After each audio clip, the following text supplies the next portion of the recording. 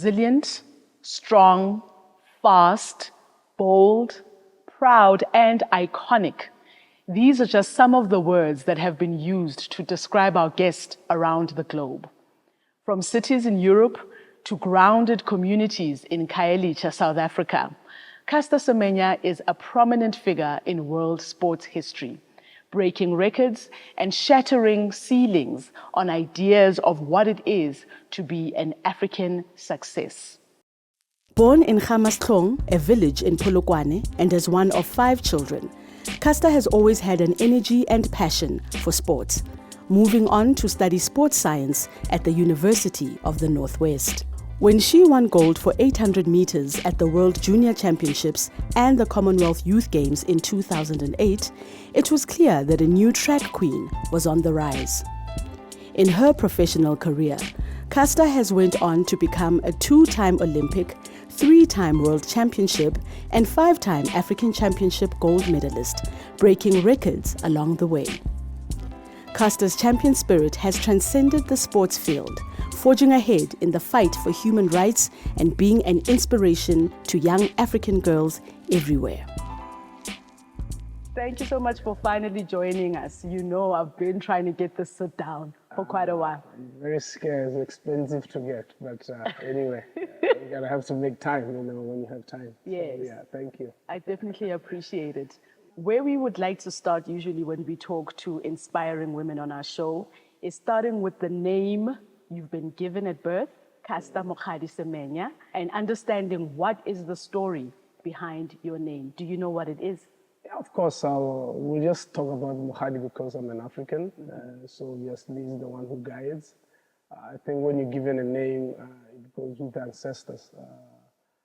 I would say spiritual. It's a feeling when the parents, they come up with a name, they will be consulted.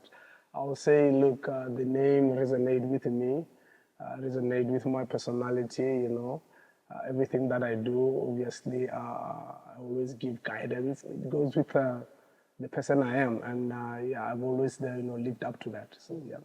It's very interesting that your name means the one who guides. Yeah. But I'd like to know, what guidance have you received from your village that has made you the woman that you are today?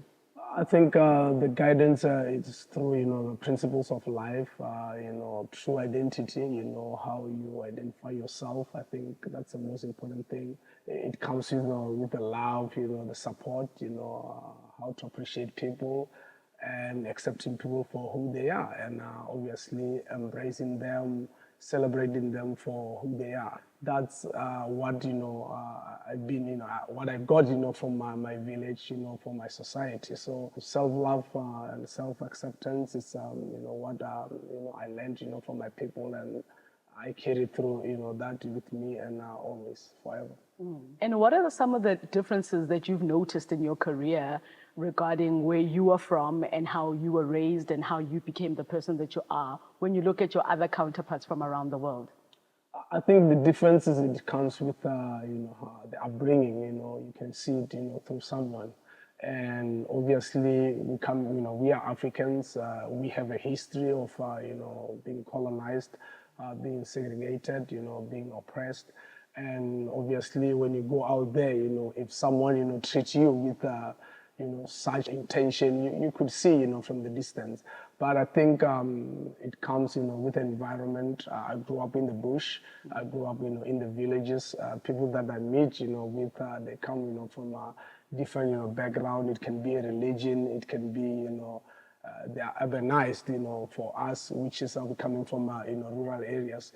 How we treat people is in a different way, For us, it's more of a respect.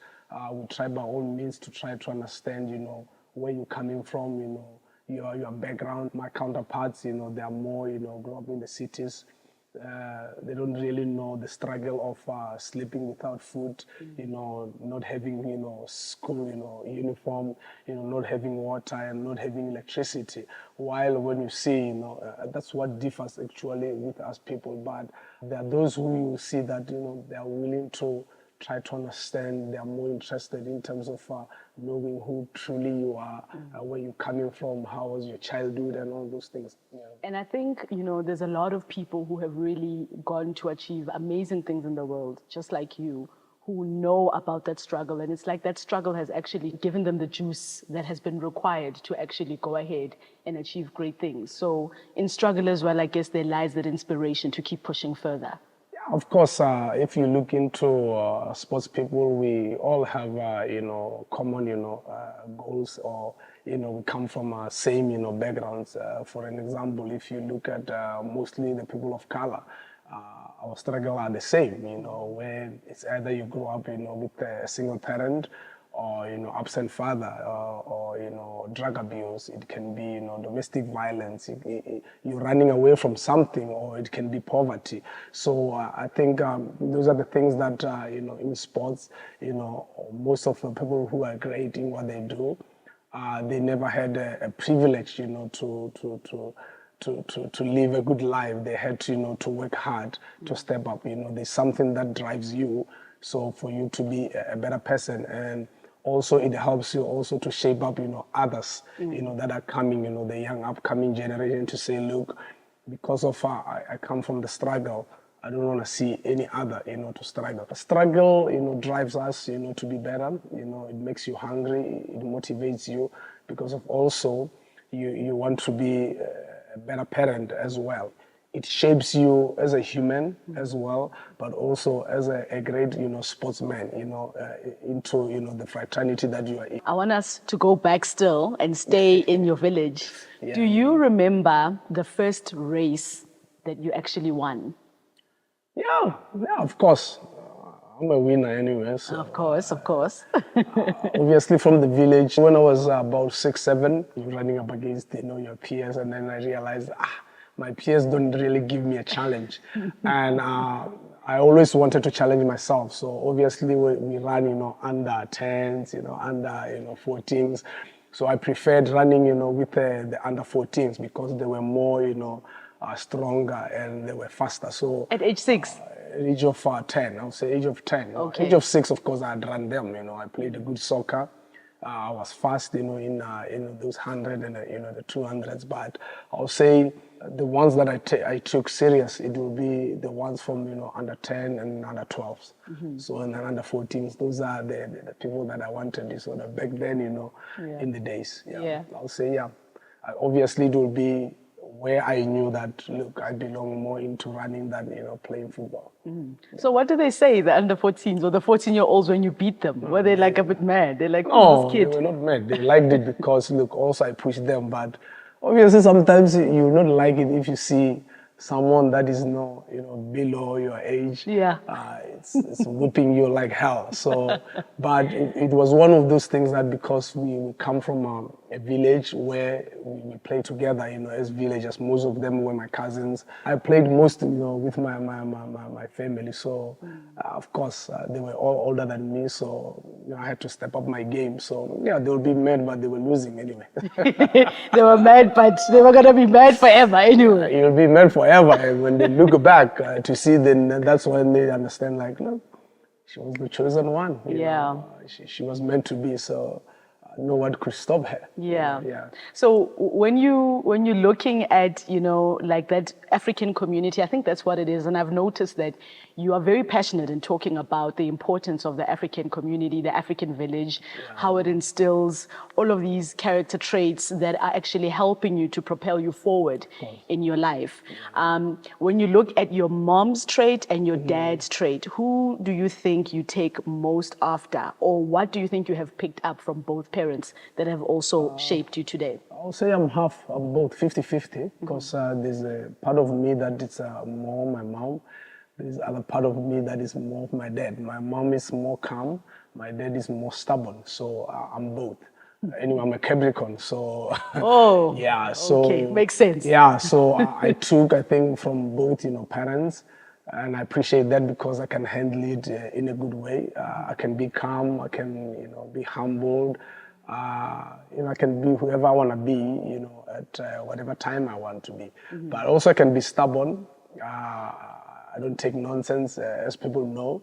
It's a beautiful thing, genetically to be, surrounded by that. Your personality is mixed up, with both parents, and then it represents them, and they love it. So they love the person I am. They love how I am. How they raised me as well. Look, they raised me to be authentic. To just be natural, to be myself, to celebrate myself, and then also it teaches them as well. As parents, to say, look, stick to your plans. Be who you are. You can control what's within you. Love yourself within. Than any other thing. Don't try to please other people. So I think it goes the same. My mom, she's more of that loving person. That character that is calm. She likes peace. I like peace. Sometimes I don't like peace. It can be war if Yeah, it has it to be can be war. war if it's supposed to be war. But I think it's beautiful as an individual to see yourself within, your household. To see, sometimes when you look at the mirror, you see your mom, sometimes you see your dad. So it's a beautiful feeling, and I love it. Yeah, I'm sure they must be so proud of you. I don't think they probably, thought that this is what would become of the Mokgadi.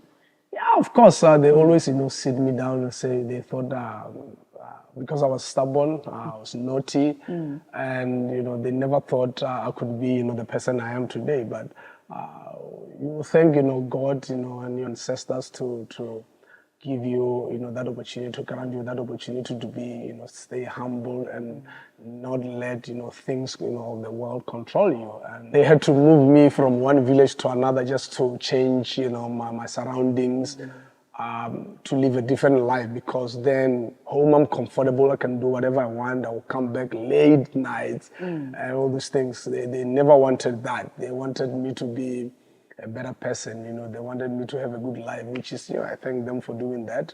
Moving me from my grandmother's village, it was kind of a good transition, because then I had to find myself, what I want, what I truly want, in life, what I want to achieve, obviously sports, played a vital role where now I focus more on training that, being on the streets. So that's why, I do what I do now to make sure that I install that, pass through, the baton to the youth to say, look, sports can change your life, but also can create, also, the opportunities in terms of, career choices. Bursaries are there. You can use your legs, you can use your arms, you can use anything that you want, as long as you have the brain, you have the heart, and you work hard. We say you reap what you sow. It's always a debate, even in the household, to say, how did she got there? How did you get there? I'm like, I don't know. Maybe because I was disciplined enough. Yeah. And, I had to, sacrifice a lot of time, just being on my own, just finding myself, to understand myself as an individual, what I love, what I want to achieve, what I don't want to see, and then looking at my past, things that I used to do, just to try to, alter, my route, make sure that, I set up, certain boundaries. Yes, peer pressure, you try to control everything. So I've been that kind of a person, from young, to understand where I want to go, my goals. I take my time, I don't rush. I'm very calm when it comes to, handling, situations. And, always, my friends will be like, you're always calm, even when things are not under control. I say, because I'm in control of, of myself. I'm in control of my emotions. I think that's what, the youth, needs to understand, that we don't really, it's not necessarily to retaliate, to everything. It's not necessarily to, to react, but to act upon, what's, there. So it makes you, be in control of, everything that you do. But the minute you, just, react, that's where you mess up, things. So for me, I think that, that's what, my parents and then obviously the, the community has prepared me, whereas there are times where you'll be questioned and I'll be like, say, yeah, you're questioning me, but I don't question myself. I don't question my being. I don't question anything. I think that's where, self-love and self-acceptance come, in.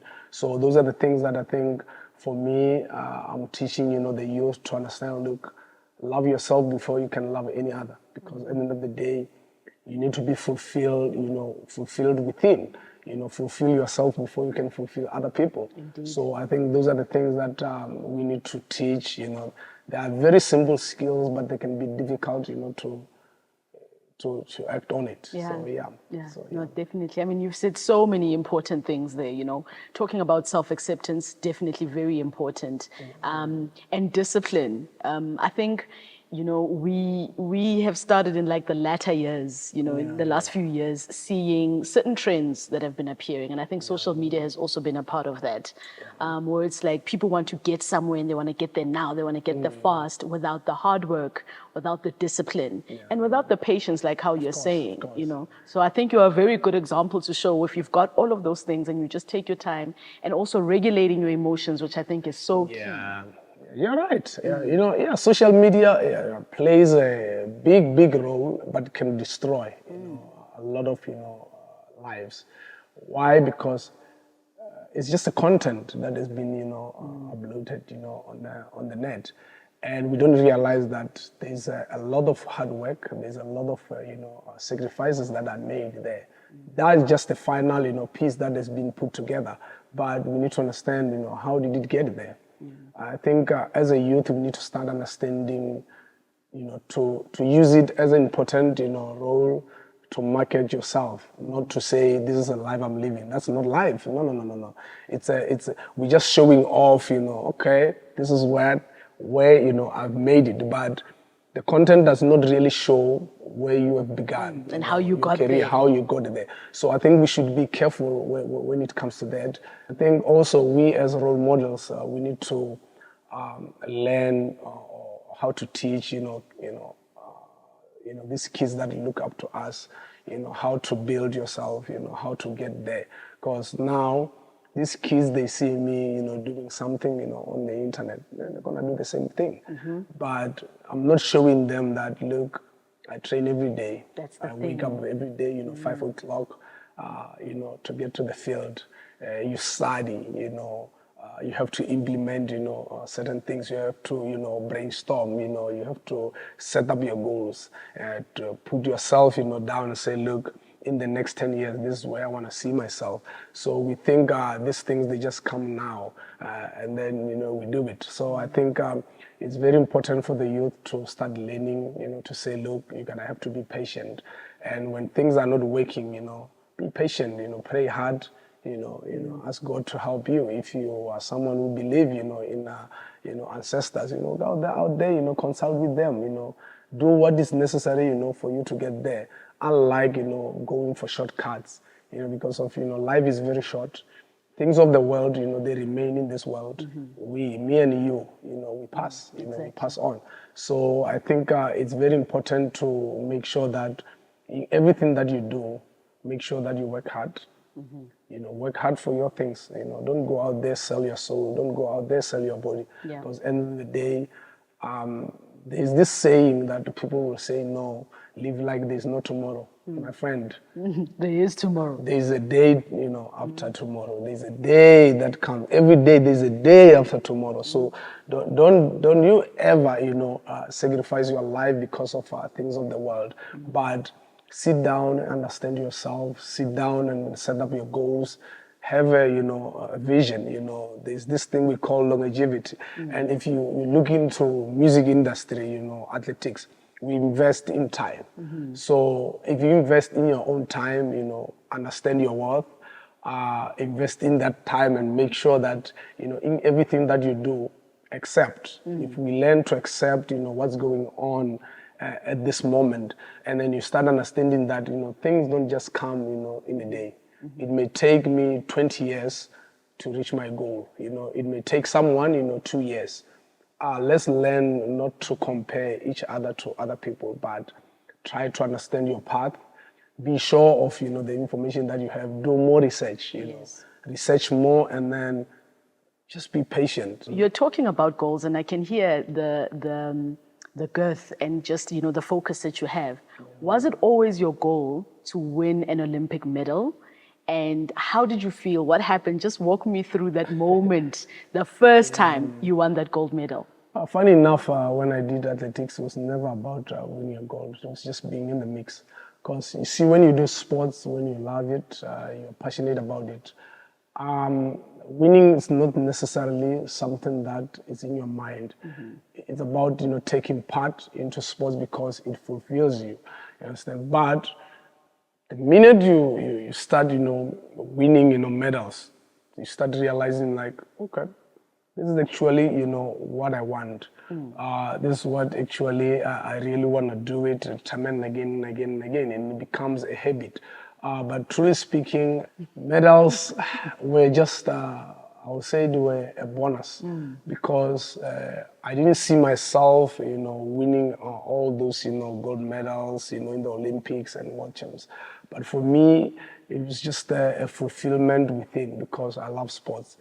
When I run, I feel free, I'm in control of my emotions, I'm in control of, the situation at that moment. But, when you start realizing that this can be taken into a career, and when you see, the tangible, achievements, you can touch them, then you start setting up the goals to say, okay, with the training that I have, I can definitely become a champion. I can become an Olympic champion or world champs. Me going there, I knew, I will win, but it was not something that, rang the bell. It did not process at that moment. Yes. It only processed when you win, those medals to say, okay, I truly belong, into the sports. I truly belong into this, what I'm doing. So I'll say it felt, great, but it was a normal feeling because I was a world champion, in 2009.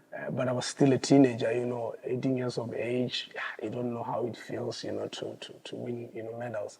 It only processed, into you when now you are sitting to say, there I was moving, there I was, winning. Then you start going back to try to understand what you were feeling at that moment.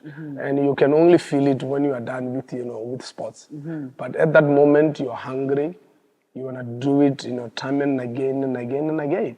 And for me, I think that what, drove me because when I win, it means nothing. I want more. You understand? I still want to, win more races. That's why I was able to win, race after race because once I walk out of the track, that one does not mean nothing. Yeah. I put it in the bag and say, done. okay. Now you look ahead. Let's look ahead. Let's see if we can do it for next 3 years. I'm that kind of a person who is not really emotional when it comes to, winnings. You could see all my videos. All your videos. The celebration is cool. Yeah, cool as a cucumber. As cool as I can. But wait till I get to my room. Yeah. And you lose it. And you're like, yes. Yeah, because I don't like people seeing me, emotional or that much happy. Yeah. But, I have to keep it cool. So only when I'm in my room, because then I hang those golds, around my neck. Yeah. The whole night, You're sleeping in it. Waking up in it. Sleeping in them. Yeah, they're my babies. They're mine. They're, they are attached to me. So, it's that kind of a feeling that you cannot explain. You can't explain that feeling when you're winning. You're the only person that can understand what it means, for you to win, medals. While you've been questioned, while you've been told you can't do it, while you've been told you're not enough, while you've been told you don't belong. So, but you show them, you know what, I belong here. And this medal proves it. This medal proves it. And my work, proves that I work hard. Nothing, beats the hard work. So, but I will say, till you are in that moment, you can never understand. Yeah, sure, I can imagine. Yeah. I know what it's like for me when I've watched you win the races and how exhilarating it is for me. So I can only imagine when you're in the moment on the track, thousands of people just shouting and screaming for you, and you're competing with some of the best in the world, and you come out first. I can only imagine what that's like. Yeah, we switch up. It's more like a bubble. You are just in a place where if you're locked, in that moment, the only thing that is in your mind is that I don't want to mess it up. It has to be perfect. and then you look at the work that you've put in, it takes 7 months for an athlete to reach a peak. So to win that one medal. So definitely you'll make sure that you don't get it wrong. You practice it up until you can't get it wrong. So you mute all the feelings. You want to make sure that, yes, there are people there, but when I'm running, I'm the only one that exists in that moment. I'm in my own space, I'm in my own place, and I make sure that whatever I do, I have to be successful, you understand? Yeah. And of course, there are times where you're going to fail, but obviously you're going to learn from that. But it's one of those things that there are a lot of people who quit early. There are those who are patient enough. And I always tell my athletes to say, look, it takes 4 years to build an athlete. So when you come into my camp, don't expect easy results. Don't expect to excel in 2 days. It may take you 2 to 3 to 4 years, to be where you are. So that's why when we win, after winning, we blast. Because at that moment you don't know how to show the emotions, but you can show when everything starts, adjusting to say, look, I've done it. I made it, There are some it takes them, look at the World Cup, Lionel Messi. When he won the World Cup, you could see how it means to him to win the World Cup, because it took him a long time. He failed how many times? He was, twice probably in the semis. Yeah. He was once, in the final. So it's like that. Look at Cristiano Ronaldo, the same.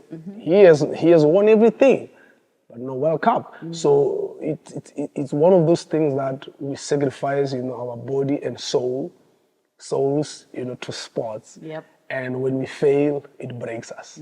So it's one of those things that people need to understand, that it can take a lot of emotions. That's why people cannot sometimes control those emotions, because of the work that they put in. And talking about just things that can even break you, and you mentioned a little bit earlier about, having to perform and still be locked in and be focused on your goal and what it is you're there to do under the scrutiny. I just want us to just go a little bit into that difficult time, really. How do you feel as an athlete? I mean, how do you still maintain that level of, this is why I'm here, this is what I'm here to do, when it seems like everybody in the world has got something to say that is going to nitpick and judge and try and dissect and pull you apart as a human being? For me personally, I'll say it shows my existence, matters the most, because you're important. People must not mistaken me on that. When you do great things, people talk. When you do bad, people talk. You understand? So, but for me, I think when you are special and you are great at what you do, of course, people will try to take you down. For me, I took that as an opportunity to make sure that I learn about myself. I study the person I am, because at the end of the day, not everyone will like me. I'm not money, you understand? So everyone likes money. Yep. No one hates money. Yeah. So you understand. But look, I took myself as as special as I am, and I never let any negativity disturb me or come and stop me do what I do or do what I love. And look, I just said, and then I gave, the world opportunity to talk about me. They talk about me, they say, I'm not enough, I don't belong, there are a lot of things, the critics, they judge you, they dehumanize you. But we have to understand that the opinion of me has got nothing to do with me. Exactly. My opinion of me, that's what matters the most. What I see in me, that's what matters the most, because that's the relationship that I have with God and my ancestors, and as well as my family, you understand? That's what matters the most. Yeah. But if a stranger comes out and then say what they say about me, that's their problem to deal with.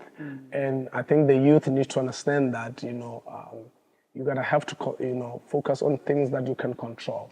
And for me, being able to overcome, the scrutiny, that judgment, how people be mean to me, It don't mean anything to me. Yes, it will hurt you when people are saying bad about you. But then I go back home and then I look at the mirror and I ask myself if I'm happy with what I see. Yes, I'm happy. It makes me happy. I love it. You understand? I love my differences. People should understand that no one is a mistake. It's a mistake in this world. You're given life for a purpose. Yes. And live for that purpose, Know your purpose. Know why you are here in this world. God cannot, build you for nothing. There's a reason, but it's your responsibility to make sure that you go out there, find out about it. Do more research about yourself than what other people does, about you. Know yourself to the core where no one can try to break you, but you can't go down. You understand? So for me, I had to give the world opportunity to say what they want to say about me. And then I come back and then tell them what I think of me, what I see in me, you understand? And for me, I'm a human. Yes, I'm different. I embrace my differences. And I think that has helped me as an individual to love myself, to accept myself for who I am. Because now when someone starts questioning me, I'm like, oh, but I know how I look like. And I love it, you understand?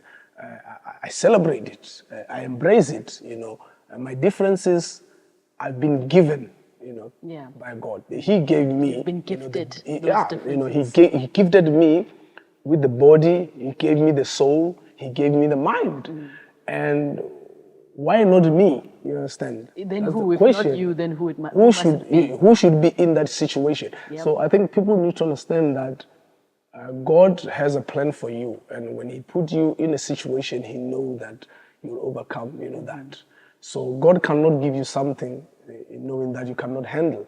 But then also, when He gives you that, He can put you in a situation to test you.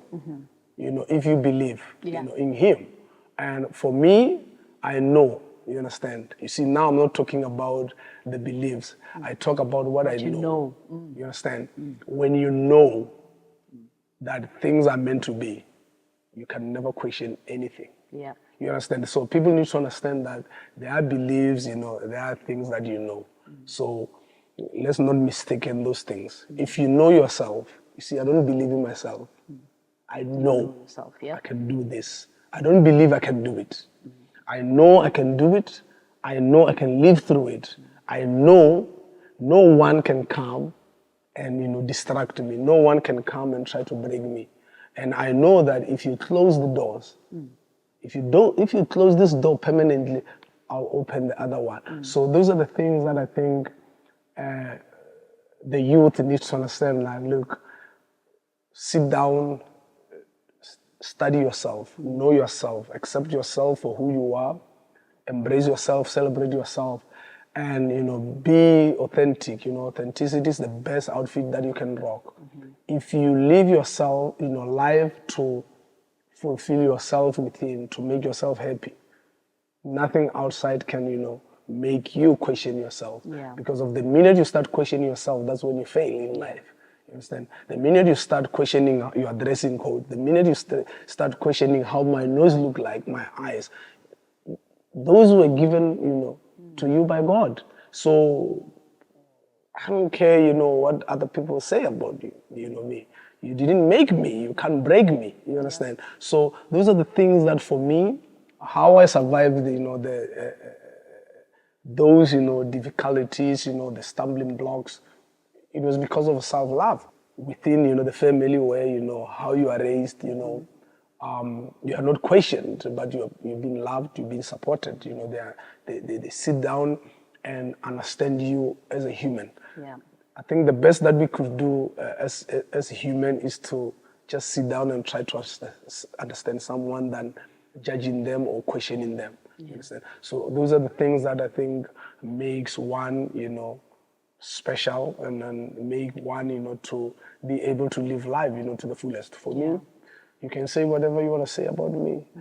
It don't matter. Because at the end of the day, I'm happy with myself. Each and every individual needs to understand that before you can make other person happy, start with you. Before you can respect others, respect yourself. Respect your values, respect your motto, your principles.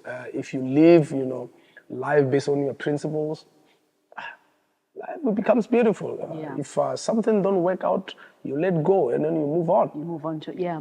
I mean, I think when I'm hearing you talk and how you had mentioned the village that you're from and the community, clearly they had already enriched you and instilled you with that acceptance. They accepted you, they embraced you, they showed you love, they showed you care, and they were part of building the person that you have become and the champion that you have become. So of course. that's where your community started. So I guess when you open yourself up to the world, because you already are armed with that kind of support and love, then of course you are going to stand firm. Of course, I think as an African child, we need to understand that they say it takes a village, to raise, a kid. Indeed. So for me, I've never hidden myself. I always told people, you take me as I come. You take me as I am. So if you see like you have a problem with me, vamos, take your leave, short left. Let me be me for me. Yep. Before I can be anybody for anyone. Indeed. I think stay true to yourself, be true to yourself. Yeah. That's the best you can do for yourself. But when it comes to the village, remember, even when you're questioned, you understand your identity. So I think for me, that's where it played a big role, where I knew that I was always around boys, shorts, playing soccer. You can never see me, wearing skirts, nothing, cards, everything, or bald hair, chest sculpt, all those things, playing soccer. But then, if you come, you mistaken me of a man, I'll tell you straight, I'll correct you, say, no, I'm a woman. You understand? I think that's what, the community started understanding that, look, in this world, people are different. But when a person accepts themselves for who they are, they accept their personality, they accept their feelings, because at the end of the day, living life is based on feelings. It's based on what you're feeling within. I'm not talking about what someone makes you feel. I'm talking about what you feel when you wake up. Yeah, because ultimately you are in charge of your life and how you feel about you. Yeah. Yes, so people need to understand that never question your feelings. Yeah. Because the minute you question that, you're gonna live a totally a different life, based on what you're given. So I think for me, I was the director. I directed my villagers, I directed my people, I want them to treat me because of how I treated myself. Yes. That's how I wanted them to treat me. Yeah. So it's the same as how your parents treat you. We as parents as well, we need to be careful how we treat our kids, how we value them. So how you treat your kids, that's how the villagers will do. Yeah. So what my parents has done for me, it was just the eye-opener to each and every, parent out there in the world to say, look, when you are given a gift, embrace it, accept it, love it for, for what that gift is. Because at the end of the day, I am the seed, that comes from them. So if they feel like I'm a disgrace, I am their seed. So that means they're the same. You get what I'm saying? So you as a person, before you can even judge your kids, before you can even, question your kids, you should think twice, because, even the Bible says, a baby, just a baby, it's a gift from, God. So you're given a gift, but you're questioning it. Yeah.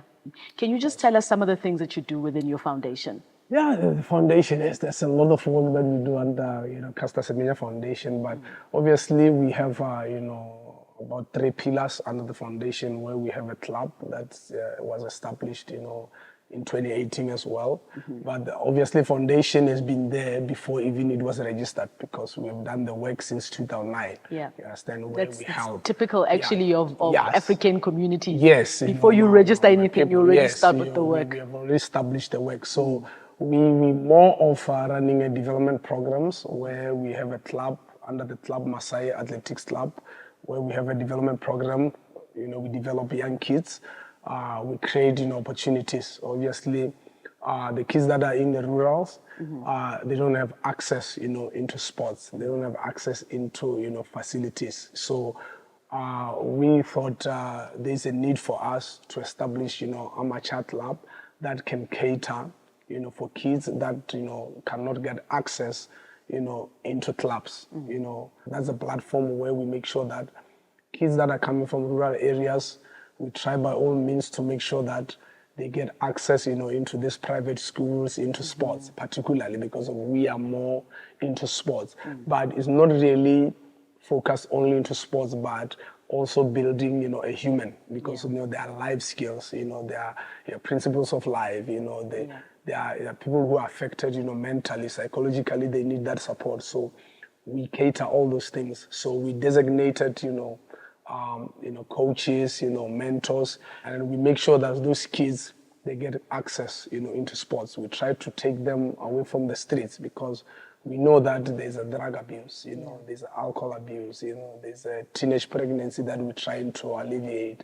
And obviously, domestic violence where, kids, some of the kids that are coming from, broken families, dysfunctional families where, parents maybe the drug abuse, maybe they're, are more, violence to their kids. So we're trying by all means to create, that space where kids are happy. We have, a residential program as well where we cater for elite athletes because, most of them, they will be moving from home. Some, they're not supported. Yeah. We try to, create that, space where they have a house where they are loved, they're supported.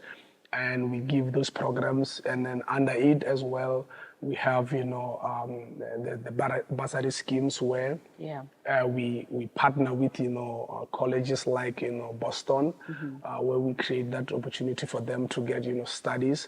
So our work basically, it's more of building the community, trying to go back to, disadvantaged background to make sure that we uplift those kids. They need to be motivated. They must see that there's something out of life, even if, yes, my parents cannot take me to school, but through sports, you can still get, those opportunities. So those are the things that we do, and then under that pillar, we spoke about the development program and then, the residential program. Then we have also the women empowerment, program where it focuses mainly on women. So where we create that opportunity for them to get into sports because of women's sports is not really, supported. If you look at, South Africa as a whole, we still have a gap in between men and women. So what we're trying to do is to try to make sure that through athletic program, we take, these girls, we train them, we get them, where they're supposed to be. For an example, if you look at Cape Town Marathon, we had, Glen Rose Tava that she's in our program. Tava just, won, the Cape Town Marathon, broke the national record. Wow, she amazing. beat, the East Africans. So it's one of those things that we do. And under that wing, where we make sure that they get necessary, equipments, they have training shoes, they have clothes, they get right clubs. So as much as we are there to guide, we're just the pillars. We're not there to hold them, but to create opportunities.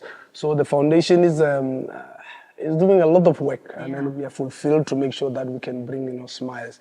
We are not, we're not limiting, the opportunities. We help where we can, and it's a beautiful initiative where, WIPOLD, is part of it. SPA, North is part of it, and Nike is part of it. So, but anybody that, wants to be part of it, we open doors to say, look, hey, come, help, bring smile, into these kids. That's great because, and as you're saying, I mean, you just look at you as one person and the kind of impact you've had on so many other people. So we're definitely looking forward to working with you as well in our foundation. And as you're saying, an organization like WIPOLD, which I know has been there, as a pillar of strength and support for you, just like how they have been for us. So we have had a lot of moments where we've interacted and we've spoken and, we've been able to engage. So I'm looking forward to seeing the work that's coming up in the near future as well. Yeah, of course. When you're there for, to build, a nation, it's a beautiful feeling because you're fulfilled. Yeah. So yeah, the plans are more on creating, the next, Tlenos Travas, the next, Caster Semenyas, Yeah. the next, Violet Semenyas. Yes, of And of course. My course, home girl. She's yeah, my home home girl. girl, of course. So, to also, help, gather, the next Biancas, because at the end of the day, when you are doing this work, Yeah. it's all about making sure that, the community, you uplift, you make sure that, the community is bright, you have a bright future. It fulfills to see that you are, you bring in change. Yeah. Not just because you're a world champion, Yes. you've excelled. You're not selfish about, enforcing that. You're not selfish about installing that discipline, sharing, your knowledge, and your guidance. And yeah, it's a beautiful feeling. And then we're looking forward to, 2025 and 2026. Yep. And yeah, probably we'll see more of casters. Of course, I'm happy to hear that. Some of our Campaign for Girls InnerViewers posed a couple of questions for their mentor and champion, Caster Semenya. What changes would you like to see in the world of athletics regarding inclusivity and fairness? I think bringing people who understand what it means to be different, what it means, to go out there and serve the athletes, not for themselves.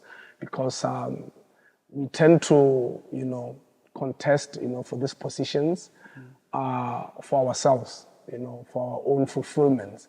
But the only change that they can bring in is just make sure that anybody that is elected in any position deserve to be there and understand their role, and they are there to act in the best interest of the athletes. Yes. And then that's when now inclusion come, diversity come, innovation come, and then when we break those barriers, gender equality comes in. So I think it's about someone who understands their role. But what I've realized about the world, people who are, put in positions, they have no idea what they're doing. They have no idea about their roles. They're just there because they're being put in place, probably maybe favors. So Yeah. I would say that's the only change for me that I want to see. People who are passionate about what they're doing. Throughout your life journey thus far, the good and the bad, the wins and the losses, my question to you is, what advice would you give to your younger self or any young person that aspires to be just like you? Yeah, definitely. The advice that I could give to a young me or the young generation is to always stay true to yourself, be authentic. Nothing beats that. Know yourself, know your goals. Focus on things that you can control. Because at the end of the day, it's about what makes you happy. You understand? For you to be successful, you have to be happy, within. You have to be, in peace. You have to have a peaceful mind. So my advice is, are very simple and practical. Just be who you are for you. Love yourself. Embrace yourself, celebrate yourself, regardless of what. And you will see life becomes, beautiful. You see, I'm a free solo. I'm living life through challenges. Yeah, people don't like me. They question me, they do that. But see, I still remain me for me. Yeah. The advice is just be you for you. Yeah. Yeah. Just be yourself. That's it. At Yeah, the end of the that's it. day, that's what matters. That's what matters, because of the only way for you to control yourself. Yeah.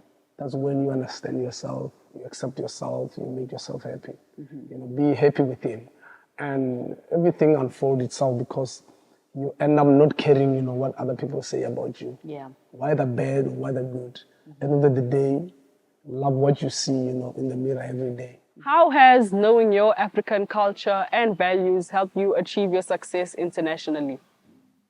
I think knowing about your culture, I think it goes back from where you're coming from. For me, I think I grew up, in the bush, and obviously deep down in the rurals. But that has helped me, to shape up, my focus, knowing where I'm coming from, never to forget my roots, and also learn about, my religion, because you see, we we as Africans, you know, we have people, you know, we are religious. And obviously, you know, coming back from the tribes that we are. So remember, we can be a one tribe, but then scattered. But for me, I had to learn how, you know, my people lived, you know, their life, you know, especially my forefathers. Before me, my father played, you know, hockey. My grandfather actually, they call it Huele. It's one baton that, you know, that it was given to me, you know, for my people. We are called the Masais because of I'm a Semenya. Okay. So I had to go learn about how my people lived their life then. And obviously for me to carry that torch, I had to say, look, what's my definition as an African woman? Obviously, I have to live, you know, through that. My pride, it comes with what? Respect. As an African, you know, we respect one another, we love one another. And we are more of a family, even though we are segregated. Yes. And I still love my African people like my own, even though I know there's someone who's Congolese, someone who's in Kenya. But how it shapes you is that you always want to go there, represent, and make sure that anything that comes out, I'm an African, you know. I'm an African, regardless of what. Exactly. You know, regardless of what, you know, people came in and then they colonized us. But to get it straight, to that answer, to give you a simple answer, is that, you know, it's about pride and then making sure that in everything that you do, all these kids, they follow through. And then obviously there are norms and then there are rules as an African that we follow. And then where I'm coming from, a woman, there are certain places that they don't enter. And then there are certain places that a man, you know, does not enter. And for me, how I was raised, I'm raised through that. And then we have these initiations that we have, you know, in the villages. I think that's where it comes in to say, as a woman, this is how you need to carry yourself. And for me, that's what shaped me up, you know, to be successful, because before a world champion, before the great Caster Semenya, I'm a mother. So I have to make sure that as an African woman, I mother others, you know, I mentor others. And that's where now also the name comes in. The names, you know, resonates with your actions. So that means everything that you do, your name take you through that path, you know, for you to be successful, because it disciplines you, you know, to walk that path. To stay on the path. Yeah, to stand, you know, by that name. So I'll say for me, how, you know, my culture and how they've done things has shaped me up also to understand, you know, other people's religions. And also to say, if you are a Tsonga, you are a Venda, I want to come deep in to know more and learn more about your culture, so also I can be a better person, because for you to be successful, you have to learn, you know, about other tribes, you know, to learn about other people's religions. So you are, you know, you are there, you know, you're already, you know, up there to that standard. So for me, I'll say, yeah, the culture, yes, my cultural way has shaped me up, you know, to be who I am and my success, because now even if I was treated, you know, badly, but I've always been a bigger person to say, I respect you, even when you don't respect me. That's the African way. So as an African, we respect people who don't respect us. Even people who came in, you know, crossed the boundaries. And they took our land, they did that, they treat us bad, but we still treated them with respect. I think success comes through humanity. I would say Ubuntu. That's what I can say, that the culture teaches you that. That's where you get your blessings. And then for you to be successful, you have to come through that ladder to say, I need to understand who I am, where I'm coming from, but also you need to respect, other people's culture. And then even though someone does not respect you, but I think it's a big word to use to say it teaches you to be humbled and to be a better person. So I'll say, yeah, for me, I think that's what culture plays a role, what the norms, where we're coming from, play a role, because that's what builds you as an individual. That's what builds you as a, the greater, these great, leaders, all of us, we're coming from the same path. Yes. What we have, the cultural way of doing things. You may say you're in Nguni, the Zulus, the Ndebeles, the Bedis, the Tswanas, and the people from Lesotho, the Swazis. Yeah. And then we cross the border, we go to Malawi, Tanzania. All of us, we still follow through the same routine. That's what built us to be successful, being, Africans. Yeah. For me, I'll say, yeah, my culture played a vital role. Yeah. I hope I give it how you want it. Culture is very important. Yep. Always know your roots, where you're coming from, and then you get wisdom from that, because that's where you'll understand what humanity is, which is, we call it Ubuntu. Yeah. That's success. For me, a success, that's when you build others, when you make someone smile every day. Yeah. When someone wakes up and say, because of that person, I'm successful. So that's success, that's humanity. Yeah. So that's how we Africans, we are built. That's why we were segregated, because we were one nation that can never be, Yeah. And that was our strength. It was that's like that's the strength. That's your power. That's where you hold your power to be successful in everything that you do. Yeah. Because of that. So I would say humanity. Go out there, find yourself, find your roots, understand where you're coming from, understand, those norms, about your culture, the values and everything. Yeah. Your identity and roots. That's what, gets you where you are. Exactly. And those African roots actually bind us all. They connect us all. Course, that is why, as a young person or as a person who is in South Africa, you are connected and you understand on a certain level with someone who's in East Africa, North Africa.